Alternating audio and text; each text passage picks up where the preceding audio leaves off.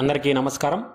ప్రభుత్వం నుంచి మనకు ఉన్న ఒక ఇంపార్టెంట్ అప్డేట్ ఏంటంటే సస్పెన్షన్ గడువును తగ్గిస్తూ ప్రభుత్వం జిఓఎంఎస్ నంబర్ 22 ద్వారా ఉత్తర్వులను జారీ చేసింది.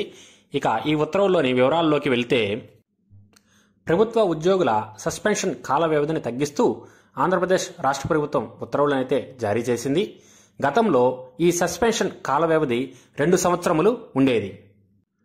అలాగే గతంలో ఉద్యోగుల మీద ఉన్న సస్పెన్షన్స్ పైన 6 నెలలకి ఒకసారి మాత్రమే సమీక్ష నిర్వహించేవారు.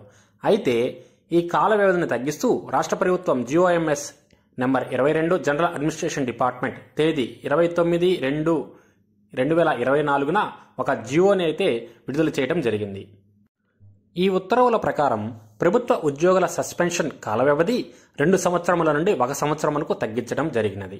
అలాగే గతంలో ఉద్యోగుల మీద ఉన్న సస్పెన్షన్ పైన సమీక్షించే నిర్వహణను 6 నెలల నుండి 4 నెలలకు తగ్గించడం జరిగింది. అలాగే ఈ సమీక్ష ద్వారా షరతులకు లోబడి ఉద్యోగుల సస్పెన్షన్ సైతము తొలగించవచ్చును. ఇదండి ఈరోజు మన వీడియో. ఇలాంటి మరెన్నో ఇంపార్టెంట్ అప్డేట్స్ అలాగే ఎంప్లాయ్ సర్వీస్ మ్యాటర్స్ సంబంధించిన వీడియోస్ కోసం మన ఛానల్ని లైక్ చేసి షేర్ చేసి సబ్స్క్రైబ్ చేయండి. Thank you.